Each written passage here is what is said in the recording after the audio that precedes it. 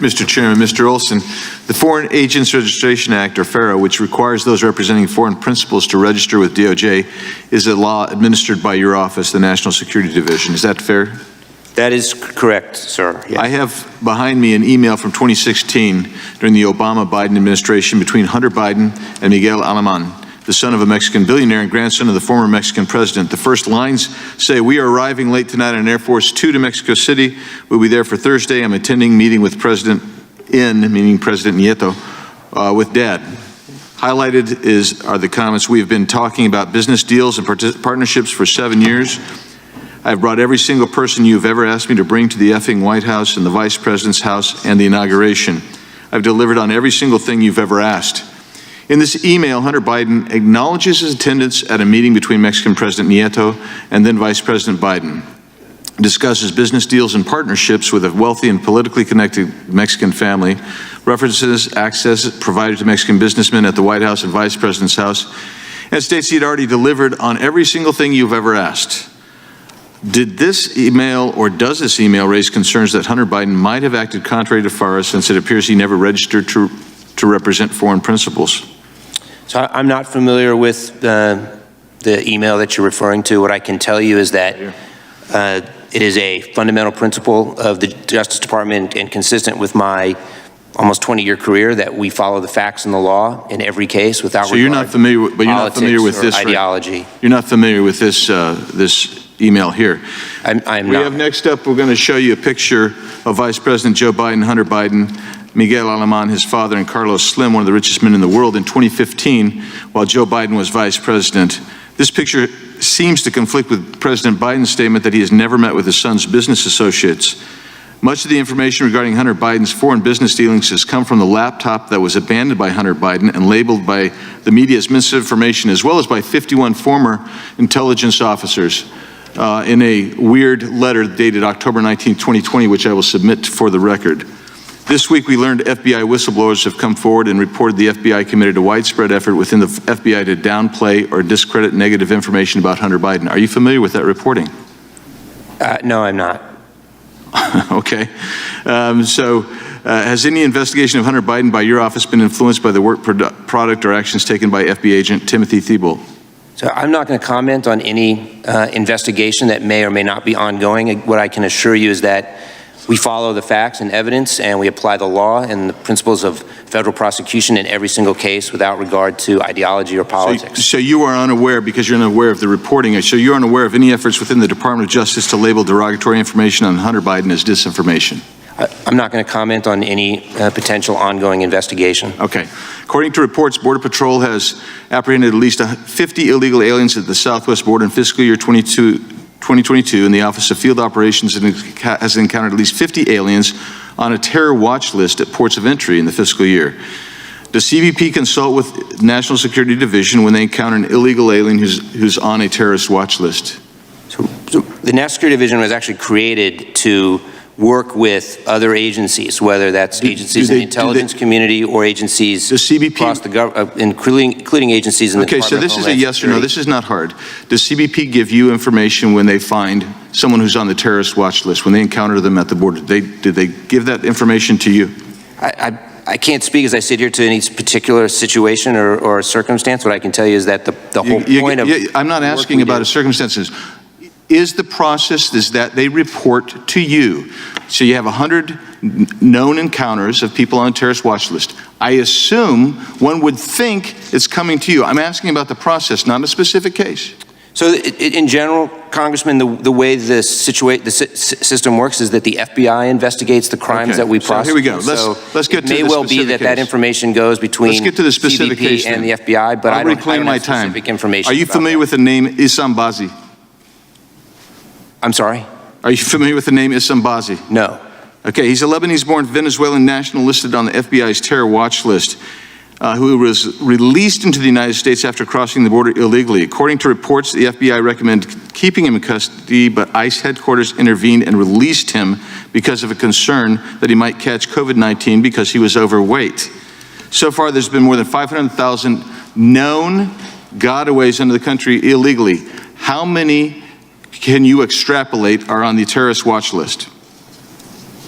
And have you done any assessment as according to the national security risk? The time of the gentleman has expired. The witness may answer the question. I'm not familiar with that, no.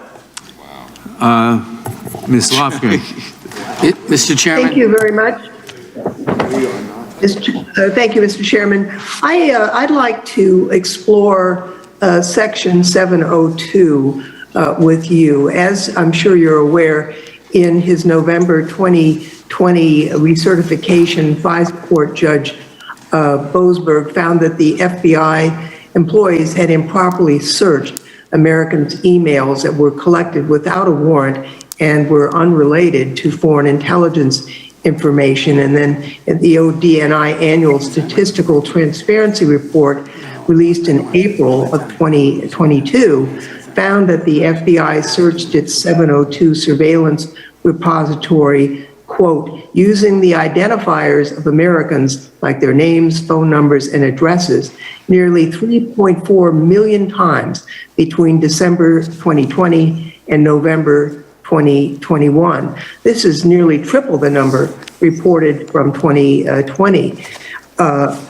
Although the ODNI only reported 376 warrants issued for wiretaps or physical searches of individuals in 2021, it found 232,000 plus named targets of FISA Section 702 warrantless searches. Now, during your confirmation hearing before the Senate Intelligence Committee, you told the senators that restoring and maintaining trust in the FISA process was a critical priority for you, and I was glad to hear that. Since you have assumed your role as Assistant Attorney General, what have you done to prevent warrantless, improper backdoor searches of Americans' data conducted under Section 702?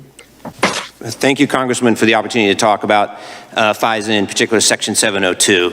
As you noted, when I was confirmed last year, I indicated that a priority for the Department of Justice and for me at the National Security Division was to ensure that Congress and the American people have confidence in our use of intelligence tools such as FISA. FISA was passed first in 1978. As you know, it has proven to be an indispensable tool to go after spies and terrorists and hackers, and it remains so. In fact, Section 702, part of FISA, was designed to collect information about non-U.S. persons, non-U.S. citizens, and persons who are outside the United States.